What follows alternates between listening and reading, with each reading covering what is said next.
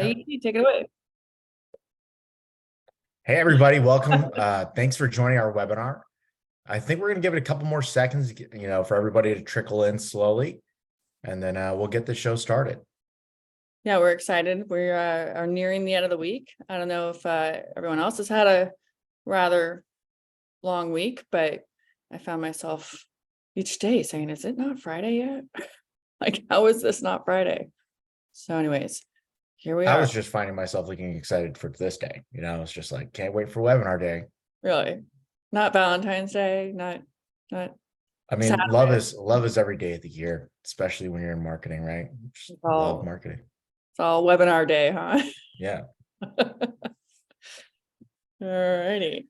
I do it now. Like, I feel like we're like baiting it. I have to call out the shiner. Like, I have to, like, after, but I really cannot see it too close. Like, if you lean a little closer to the camera, then you can see it. There is a Great. So we're just going to start this webinar off. Hi, everyone. ET. I like to do combat sports for fun. Also, we'll get into introductions later, but got a little bit of a shiner on my left eye from training. And yeah. All right. So I know ET's lovely wife would not. This is we cannot point the finger at on. She's amazing. So yes, it's self-inflicted ET.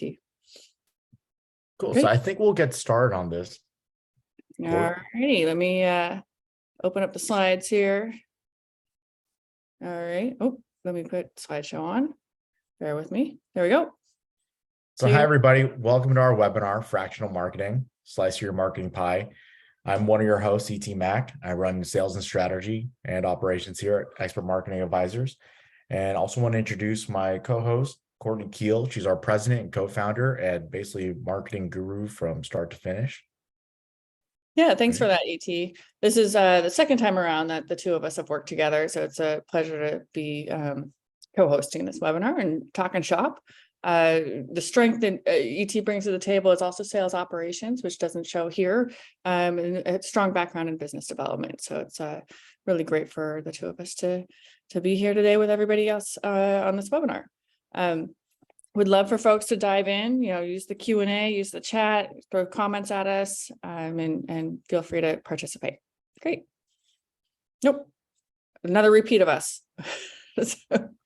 I think we kind of double clicked on this. Maybe a little background on my end. I do have a focus on demand gen. I kind of came up through marketing during the era of when tools were coming around and marketing wasn't just fluff, and you could start actually diving into what was working and what wasn't. And that really kind of led toward more the demand gen side and the growth marketing side of things.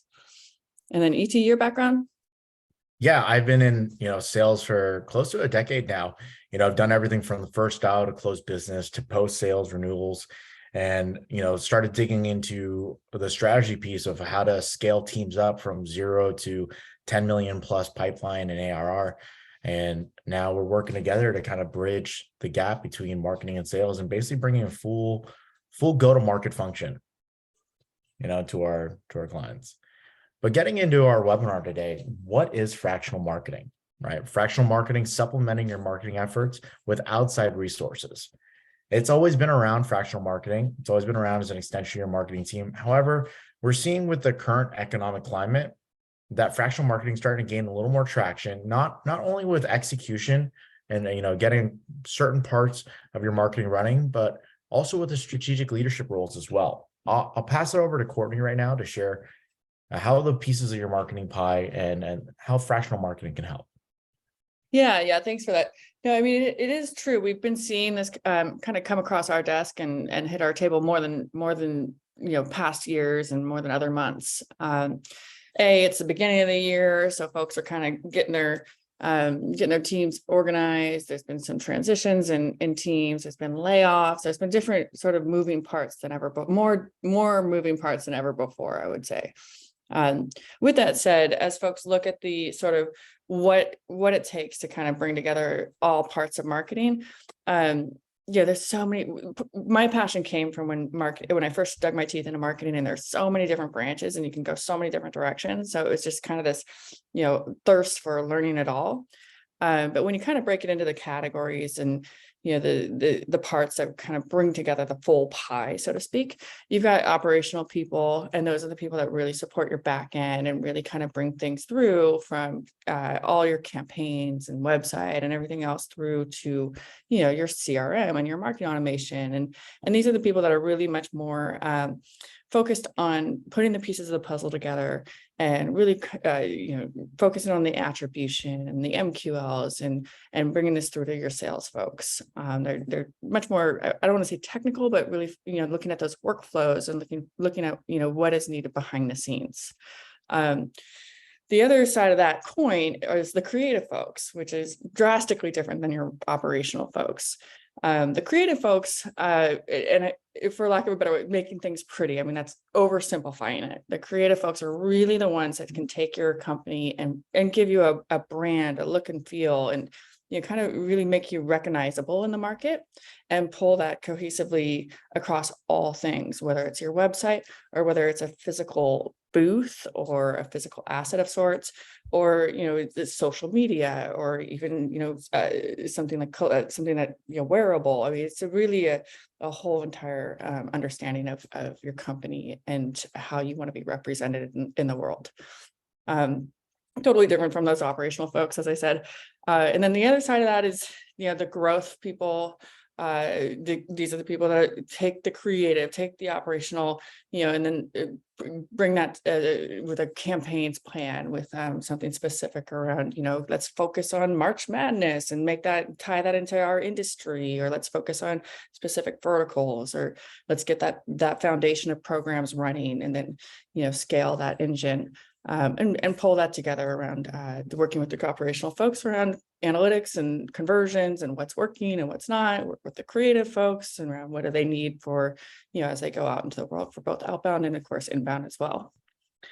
Digital is it's the world we live in now. So there is a physical presence for companies, but the digital side is first and foremost, especially with B2B tech companies. That's our wheelhouse. We speak that language. For your website is your storefront, and then all the other channels for whether it's social or whether you've got some paid ads going on Google, of course, and where you're ranking. All of those components really come together to make sure that you have a presence online. Sorry, the dogs have decided to contribute to the webinar. Apologies. The joy of working from home. So then the leadership side is really the role that's kind of your head of marketing, the person that's has an understanding of what are the needs from the other executive teams, where's the product roadmap, what are the sales goals, how can marketing contribute to those sales goals, and there's those KPIs, the revenue pipeline, and really bringing that all together and kind of that overall cohesive strategy for the folks in the other areas of marketing to bring that together. Great. I hope that covered it. Was there something there as well, ET?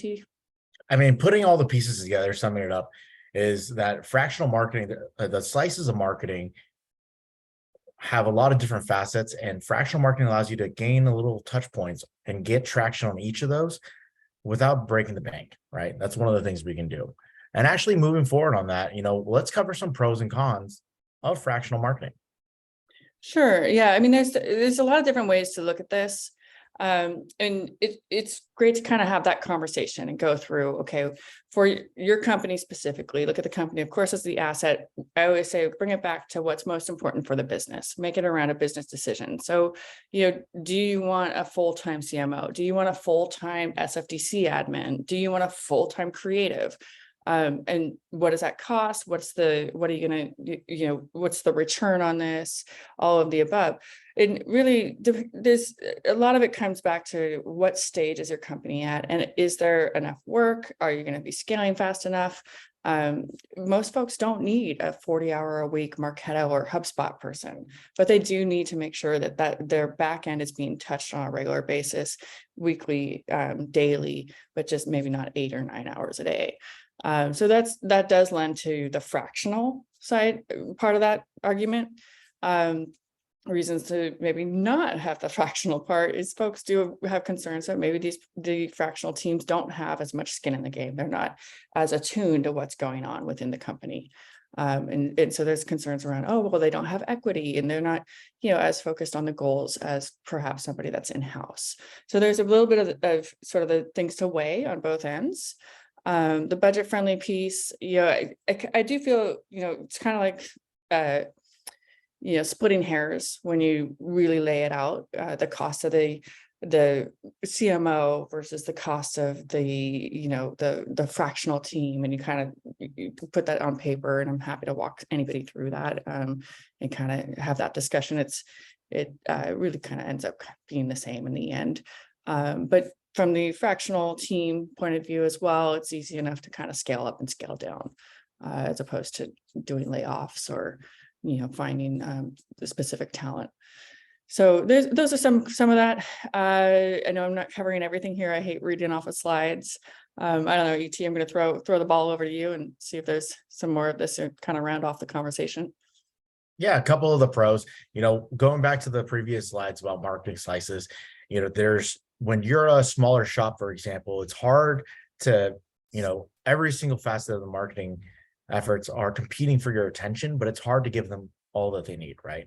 So using a fractional team as an extension of your team kind of gives you ability to, gain traction, put our expertise on specific skill sets. But some of those concerns might be, yeah, they're an outside resource. They might not be growing with your company if we look at it from a cultural standpoint, but they're still there, right? Right. Yep, absolutely. I'm a little biased, obviously. We are the outside team, and I like not being embedded in the politics of some companies.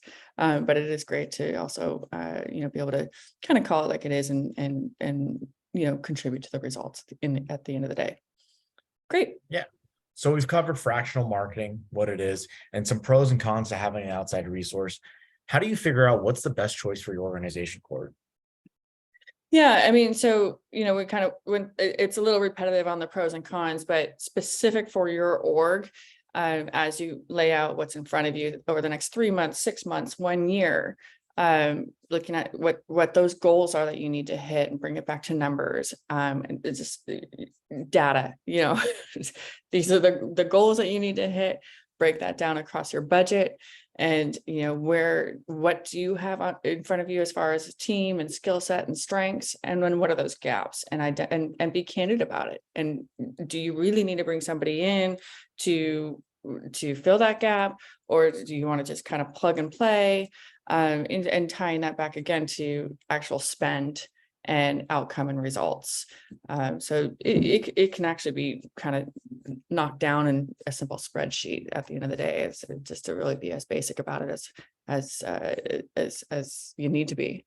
And then I think all of us, if at any given time in our marketing careers, have always hired specialists for specific things, because it's just, you're just, again, not at that point where you want to bring in-house for niche areas. Your Q1 is going to be drastically different than your Q4. So it may make more sense to kind of just have these resources at your disposal when needed, but not necessarily, have to manage them throughout an entire year. Yeah, it's an individual decision within your company, and again, aligns to your revenue and your forecast and the budget that you're asking for or allocated. Yeah, totally agree. On our website, even, we have a marketing funnel available on expertmarketingadvisors.com, and it helps a lot of organizations, before, whether they talk to us or not, kind of figure out where they're going to get to and work backwards from there on their, their marketing set. Having said that, let's switch over to some case studies, some real world examples of how fractional marketing has helped companies small and large. Right? Yeah. So, I mean, there's many different examples that we can think of over the years. Are all, again, specific to an individual company, unique for those orgs. I mean, these are human beings we're talking about. So, some folks needed just, sales enablement. Some folks needed the end-to-end team. Some folks just need the strategy hat. But this one in particular, it was a 6-month, really just dive in across the board, pieces of all the marketing team, being able to kind of pick everything up, rebrand, go through a whole new site, whole new look and feel, and launch as if they were launching a whole new company, even though they had been around for quite some time, basically taking the company from an on-prem solution to a cloud, multi-cloud solution. As a result, whole new go-to-market strategy, refresh on their tech stack, cleaning everything out, introducing a couple newer integrations there, really diving in across their buyer journey and what gaps there were. If there is a new buyer to introduce to the table, and then of course really amplifying things across their multiple channels, partners, social media, their inbound really amplified. And again, the sales folks, the sales and enablement piece really kind of doing an overhaul with their sales team. So I was thrilled. I seeing the conversions just skyrocket in the course of 6 months was really phenomenal, and it resulted in $8 million over the course of those 6 months. So just a really good example there. This one is similar in the sense that there was rebranding. And really kind of launching this company as if they were, coming to the market as fresh and new. They'd only been previously in the market for a very short amount of time, so it wasn't as if they had much recognition to begin with. So it was almost as if they were coming out of stealth mode.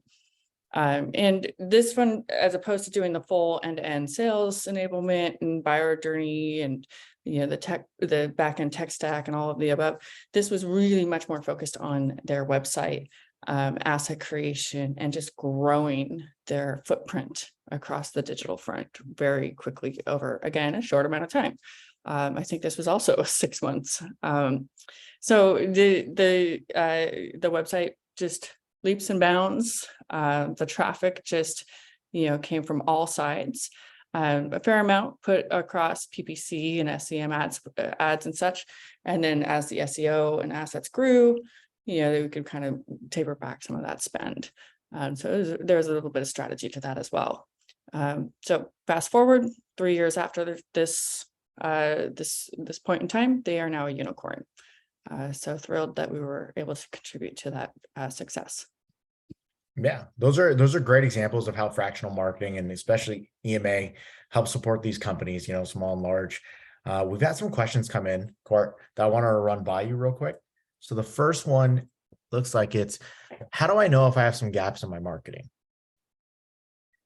Yeah, I mean, so as you I like to think of the year as a 90,000 foot view, look at your milestones. For us, I'm finding more and more that, especially after 2020, the 3-year and 5-year plans are not as relevant. People are looking at the 1 year. They're not set in stone, I should say, the 3-year and 5-year plan. The 1 year plan is you want to have that mapped out with your 90,000 foot view with those milestones. And then at the 6 month mark, you of course want to take stock and assess how close you are to those goals. Have you knocked these down? What's outstanding? Do you need to, right size, or can you push even further and scale even more? So I think we've just learned to just be really fluid, just from 2020 alone, and us all surviving. And it's a good thing ultimately, but so finding those gaps along the way, when you look at it from that sort of that 90,000 foot view and your milestones within each month and quarter, you can pretty much from there realize what skills you're going to need to execute across those and get to those and be able to knock them down. Once you realize, okay, this I've got an event coming up, I have a trade show coming up. Do I have anyone that can help me successfully execute an event? If I've got a product launch, do I have the media support? Do I know which media outlets? There's just components that are again mapped to specific experiences and backgrounds that people have that they can dive in and ensure that you're really being able to drive toward those milestones. Does that make sense? I know that was kind of long-winded. Yeah, just make sure, again, work backwards, understand the gaps, also realize have your milestones in place to do a quick heat check, and also know how to set yourself up ahead of time to ask the right questions so they aren't reactionary, right? There's always going to be short-term impulses, but we got to, have a long-term thinking to get through that. Second question that's come through is, how do I know how to budget for each area of marketing? You know, I can do fractional stuff like that. Yeah, that's a good question. I mean, it's a very, so that's a candid question. And I'm always going to be direct, open, honest. The way I've kind of placeholder, plus or minus 10K here or whatever, but entry level marketing, 60 to 80K per position, mid-level upwards of 120K, senior level, now you're getting into 180K, CMO levels can even be upwards to $250,000.